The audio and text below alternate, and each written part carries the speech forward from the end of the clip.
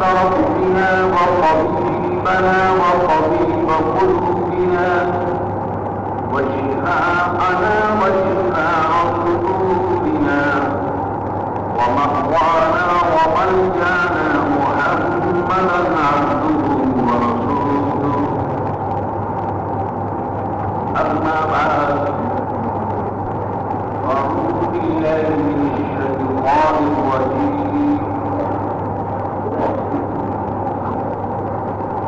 بسم الله الرحمن الرحيم. قدر ما أنزل إليك من ربك. صدق الله مولانا العظيم وصدق رسوله النبي الكريم،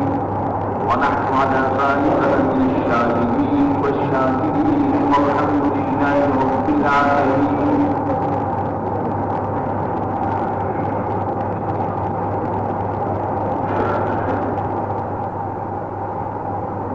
ایک اللہ کے ماننے والوں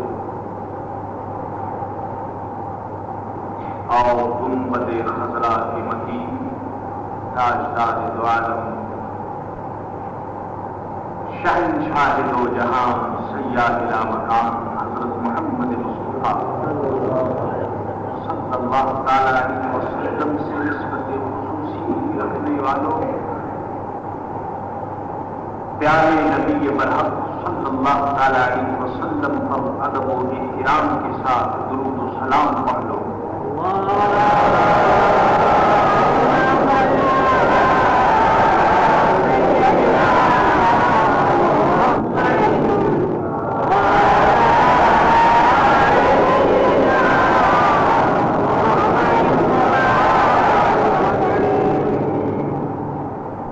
حضرات گرامی قدر،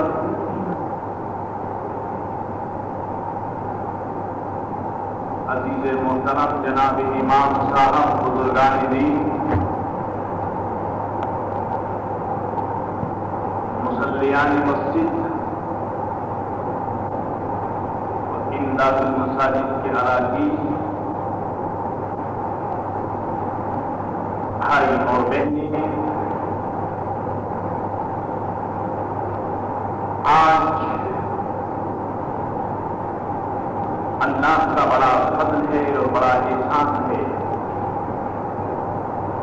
کہ مسجد کاناسکار میں حضرت شیخ طریقت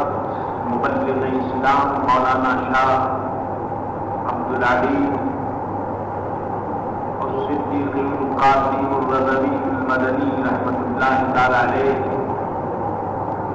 کہ اس سے سراپا قدس کے سلسلے میں یہ اجتماع، یہ گیدرنگ دیکھنے میں ہمیں نظر آ رہا ہے، چونکہ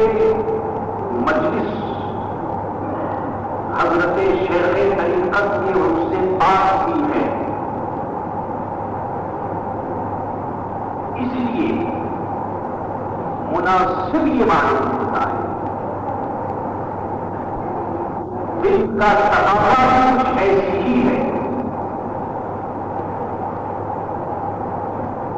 کہ گفتگو حضرت شیخ طریقت مولانا عبدالعلیم رحمۃ اللہ تعالی علیہ کی ذات،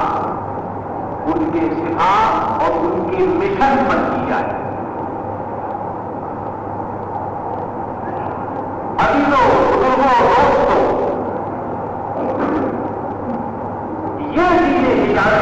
دین اسلام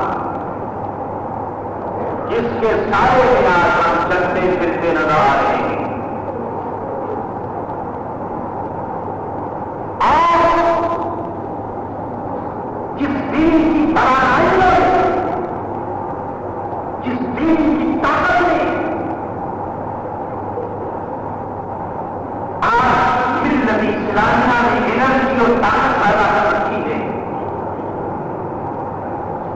اور مسلمانوں کے پاس جب تو کچھ ہے ہی نہیں، اور جب کچھ ہے تو لینے کا وہی ہے کہ اس کا مطلب ہم کہتے ہیں لا الہ الا اللہ محمد رسول اللہ۔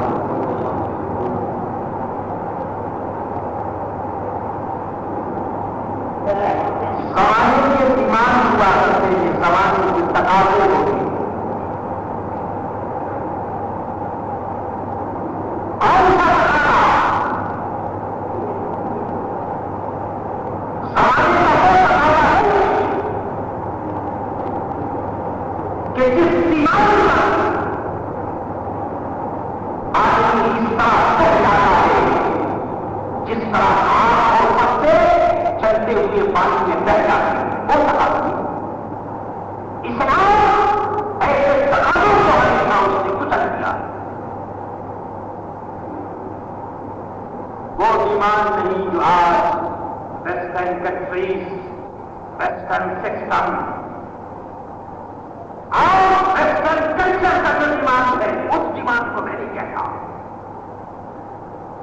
میں آپ کے سامنے اس ایمان کو اور اس تقاضے کو پیش کر رہا ہوں جو تقاضا پاران کی چوٹی پر کھڑے ہو کر آمنہ کے لال حضرت محمد مصطفیٰ صلی اللہ تعالی علیہ وسلم نے دنیا کے سامنے پیش فرمایا تھا. بزرگوں، موریشس کے کیا تقاضے ہیں، اس کا کیا ڈیمانڈ ہے، یہ تو میں آپ کو بتاتا رہتا ہوں اور بتاتا رہوں گا انشاءاللہ تعالی جب تک اللہ نے موقع عطا فرمایا. مجھے بتانا یہ ہے کہ ہندوستان کی سرزمین جس کو دوسرے معنی میں اولیاء کاملین کی سرزمین کہنا چاہیے، یہ ولیوں کی زمین ہے، ولیوں کی زمین.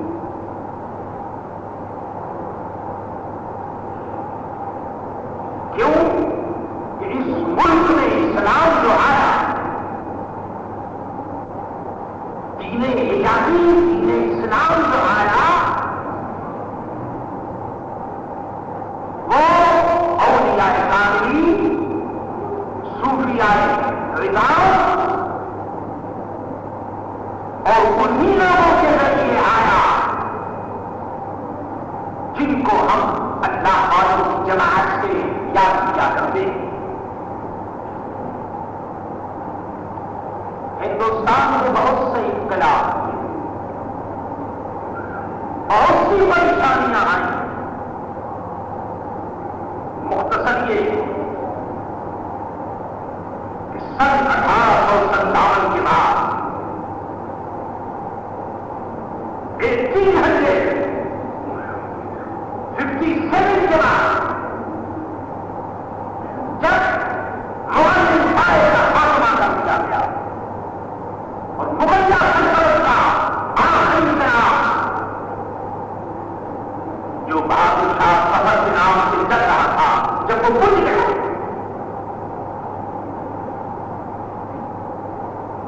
تو امریکن گورنمنٹ کا جو فاؤنڈیشن تھا، بنیاد تھا، وہ ہندوستان میں مضبوط ہو گیا.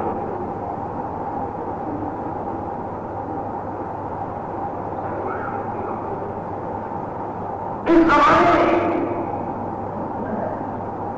ہندوستانی مسلمانوں کے بہت سے گروپ تھے. ایک گروپ تو وہ تھا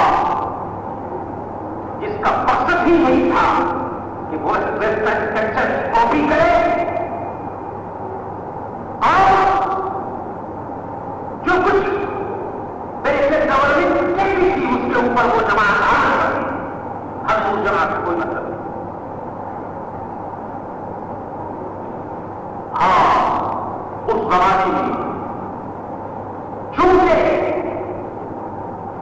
سرکار عالم حضرت محمد مصطفیٰ صلی اللہ علیہ وسلم کے دین کا جو چراغ تھا وہ باقی سلطنت کے کھوٹوں میں تھا، تیز ہوائیں چل رہی تھی اور ایسا معلوم ہو رہا تھا کہ جس سرزمین کو اولیاء کاملین نے اپنے خلق و سفینے سے حضرت محمد مصطفیٰ صلی اللہ علیہ وسلم کے دین کے طرف سے اور لا الہ الا اللہ محمد رسول اللہ کے طرف سے جس سرزمین میں درخت کو لگایا اور سجدہ، ایسا معلوم ہو رہا تھا کہ وہ درخت ختم ہو جائے گا. اس کو بچانے کے لیے یہی میرے دوستوں، جن لوگوں لوگوں کو ہم اپنی زبان سے کہتے ہیں بھولے بھالے قسم کے لوگ، سیدھے سادے بھولے بھالے، جھوپڑیوں میں رہنے والے، خانقاہوں میں رہنے والے، خوب کرنے والے اور قبرستان میں اللہ کرنے والے، یہی لوگ سیدھے سادے لوگ، خانقاہی علماء بزرگان دین، وہ اٹھے اور انہوں نے دین کی عبادت فرمائی۔ یہ داستان بڑی لمبی ہے، میں اتنی لمبی بات آپ سے نہیں کروں، بتانا یہ ہے کہ بہت سے خاندان سن 1857 کے بعد مختلف مقامات پر دین کی تبلیغ کا کام انجام دینے لگے۔ مراد آباد، بریلی شریف، دہلی، میرٹھ، فیض آباد، یہ وہ مقامات تھے اور اس کے علاوہ اور بھی بہت سے مقامات تھے خیر آباد کے جہاں بزرگان دین نے اپنی اپنی گڈیوں پر بیٹھ کر دین کی تبلیغ کی۔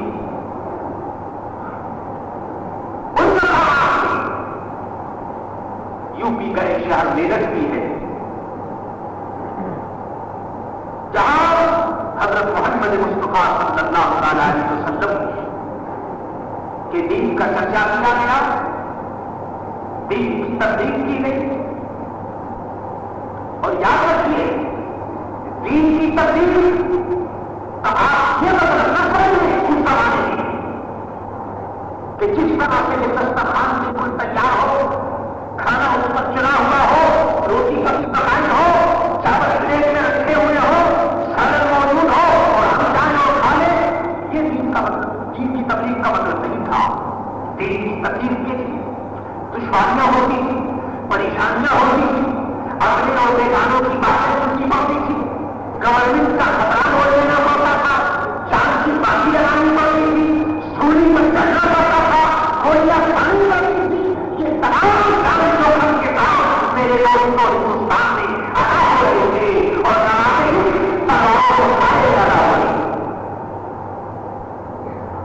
اسی ماحول میں صدیقی خاندان گبرا اور فتح سیکری سے کچھ بزرگ میرٹھ کے قریب انہوں نے ڈیرا ڈالا اور اسی مبارک خاندان سے حضرت مولانا عبدالحکیم رحمت اللہ تعالی علیہ جلوہ آرا سے، یہی وہ بزرگ ہیں جن کو حضرت مولانا عبدالعلی الصدیق القادری رحمت اللہ تعالی علیہ کے والد ماجد ہونے کا شرف حاصل ہے۔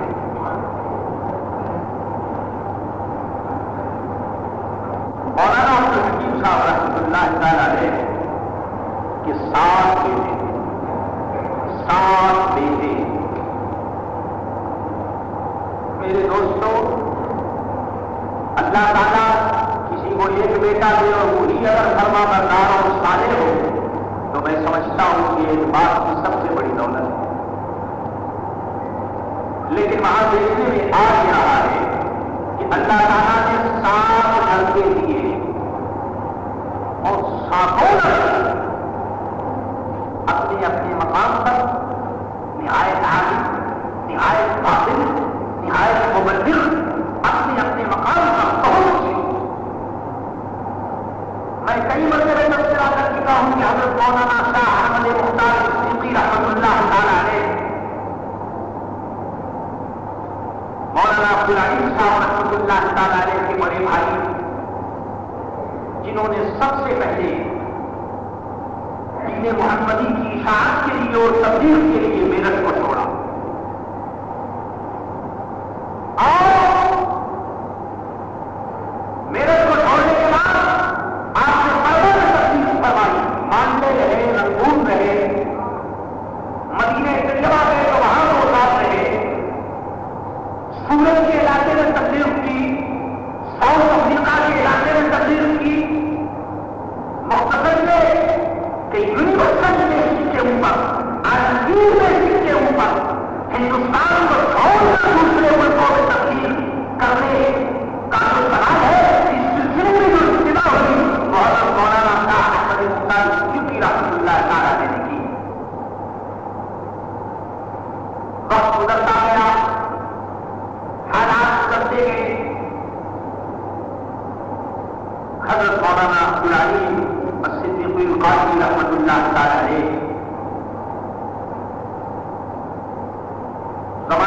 زمانے کے تقاضے یہ تھے کہ ایک طرف بعض لوگوں نے یہ سوچا کہ انگریزی پڑھ کر کے خیروں کی زبان میں خیروں کا مقابلہ کیا جائے، اور انگریزی پڑھ کر کے اسی زبان میں، اسی کے ملک میں اور انہیں لوگوں کے ملک میں جا کر کے حضرت محمد مصطفیٰ صلی اللہ علیہ وسلم کے دین کو پھیلایا جائے۔ آپ جانتے ہیں کہ اس زمانے میں انگریزی کا پڑھنا اور وہ بھی کوئی آدمی اگر گریجویٹ ہو جائے BSc کر لے وہ کوئی معمولی بات نہیں تھی۔ اس زمانے میں میرے دوستوں میں گریجویٹ ہوا کرتا تھا، کسی کمشنر ہوا کرتا تھا اس زمانے میں، وہ گورنر ہوا کرتا تھا اس زمانے کا میٹریکولیٹ۔ تو حضرت مولانا عبدالعلیم صاحب رحمۃ اللہ تعالیٰ علیہ جس زمانے میں آپ نے BSc کی اور بہترین گریجویٹ بن کر نکلے تو ظاہر ہے کہ آپ کے لیے دنیا کے جتنے پوسٹ ہے وہ سب سامنے تھے۔ آپ اگر چاہتے تو بہترین ڈپٹی کمشنر بھی ہو سکتے تھے، کہیں کسی ضلع میں آپ کلیکٹر بن جاتے، اور پھر یہ کہ پالیٹکس کا میدان بھی آپ کے سامنے تھا۔ محمد علی اور شوکت علی ایک طرف ہندوستان سے لڑکا رہے تھے اور خلافت کا زمانہ بھی اس وقت موجود تھا، اور مسلم لیگ کی تحریک میں میرے دوستوں حضرت مولانا عبدالعلیم صاحب رحمۃ اللہ تعالیٰ علیہ کے لیے ایک سیاسی لیڈر بننے کے لیے بہترین فیلڈ موجود تھی۔ آپ ایک سیاسی لیڈر بھی بن سکتے تھے، آپ اگر چاہتے تو کسی اچھے پوسٹ کے اوپر بھی آپ جا سکتے تھے، لیکن میرے دوستوں بات یہ ہے، ہاں جگر میں خوب کہا ہے اور اس موقع پر اس کا شعر یاد آ جاتا ہے۔ وہ کہتا ہے کہ فیضان محبت عام سہی، فیضان محبت عام سہی، توفیق محبت عام نہیں، فیضان محبت عام سہی، توفیق محبت عام نہیں، اور اللہ اگر توفیق نہ دے انسان کے بس کا کام نہیں، اللہ اگر توفیق نہ دے۔ میرے دوستوں اس دنیا میں جیسا کہ میں نے کہا کہ اس زمانے کا جو تقاضا تھا، کوئی سیاست میں گیا، کوئی کسی اور پالیٹکس کی فیلڈ میں چلا گیا، لیکن حضرت مولانا عبدالعلیم صاحب رحمۃ اللہ تعالیٰ علیہ نے جو مسلط سنبھالی اور جو آپ کی اسٹیج سنبھالا، وہ اسٹیج تھا تبلیغ کا۔ تبلیغ یہ بڑا کٹھن اسٹیج ہے، بہت ہی پرابلمس ہے، بڑی ڈیفیکلٹی ہے اس اسٹیج میں۔ تبلیغ کرنی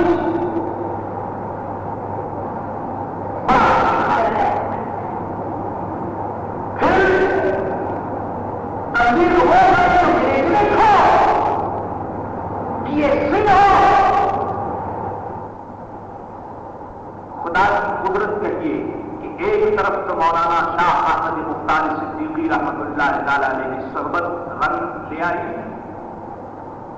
اور ان کے اشارے سے، ان کے ذوق اور دلچسپی کے مطابق پہلے بھی میرے دوست گھر میں خانقاہی نظام موجود تھا، اس نے اتفاق کیے کہ مولانا عبدالعلیم صاحب رحمۃ اللہ تعالیٰ علیہ اپنے بڑے بھائی کے ساتھ بریلی شریف حاضر ہوئے، اور وقت کے مجدد علامہ زمان امام احمد رضا خان قادری قاصد بریلوی رحمۃ اللہ تعالی علیہ کی خدمت میں حاضری دی. جس مقصد کے لیے آپ علم دین حاصل کیا اس مقصد کی تکمیل کے لیے میرے دوستوں ایک بہترین قائد ایک بہترین راہبر مل گیا اور مولانا عبدالعلیم صاحب رحمۃ اللہ تعالی علیہ بریلی شریف کی ہدایت کے مطابق اس زمانے میں آپ تبلیغ کے لیے بزرگوں عزیزوں دوستوں ہندوستان میں بھی تبلیغ ہو رہی تھی.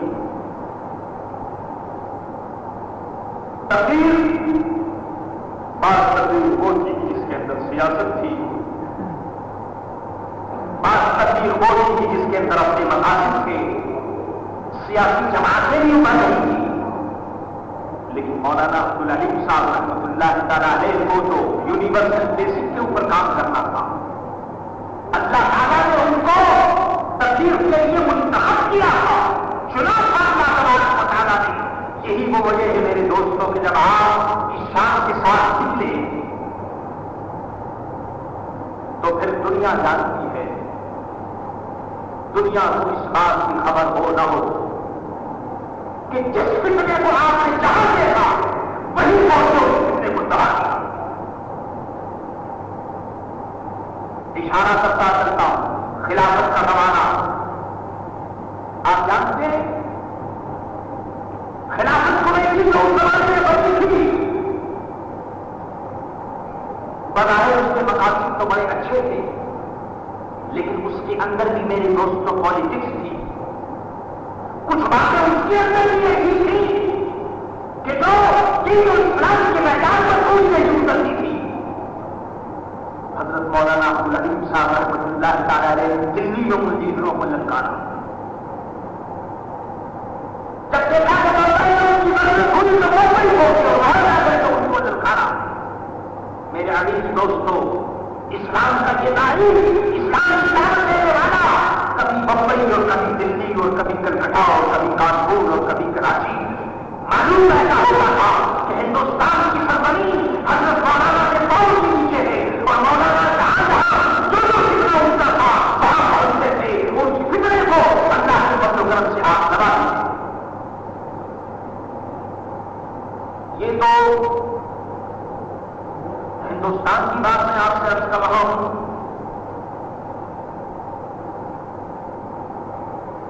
ہندوستان کے علاوہ یہ سوال پیدا ہوا کہ جو یورپین ہیں, جو انگریزی پڑھے لکھے لوگ ہیں, جو اردو سمجھتے نہیں, اردو جانتے نہیں, دین سے ان کا کوئی کنیکشن نہیں, ان میں بھی تو جا کر ان کی تبلیغ کرنی چاہیے. ان میں بھی ان کی تبلیغ کون کرے؟ یہ بلغ ماحول کیا کہ ربک کا جو فرمان 1400 برس پہلے کیا تھا اور جس کی تکمیل حضرت محمد مصطفیٰ صلی اللہ علیہ وسلم نے اپنے عمل سے کی اور جس کے متعلق حضور صلی اللہ علیہ وسلم یہ فرماتے رہے کہ تو اب یہ شاہد جو ہے وہ غائب کو بتائے اور تبلیغ کرے, اس پر کون عمل کرے؟ میرے دوستوں, اسی پر عمل کرنا بہت دشوار ہے. پچھلے دنوں مجھ سے یہ پوچھا گیا, سوال کیا گیا کہ مولانا ہم کالج میں, یونیورسٹیز میں اور دوسرے جو ادارے ہیں وہاں ہم دیکھتے ہیں کہ دوسری قوم کے جو ٹیچرز ہوتے ہیں, پروفیسرز ہوتے ہیں, ان کے پاس بڑی ڈگریاں ہوتی ہیں, وہ لوگ گریجویٹ ہوتے ہیں, مذہب کی بڑی تبلیغ کرتے ہیں. میرے دوستوں, مسلمانوں کی عادت یہ ہے کہ وہ نزدیک کی چیزوں کو نہیں دیکھتا, دور نہیں دیکھتا, نزدیک کو نہیں دیکھتا, جو خطرہ سر پر بنا رہا ہے اس کو نہیں دیکھتا, دور کی چیزوں کو دیکھتا.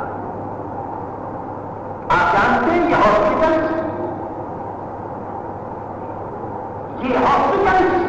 یہ کالج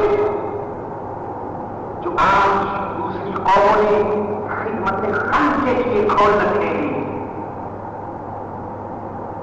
آپ کیا سمجھتے ہیں کہ اس کے اندر خدمت خلق تو ہے،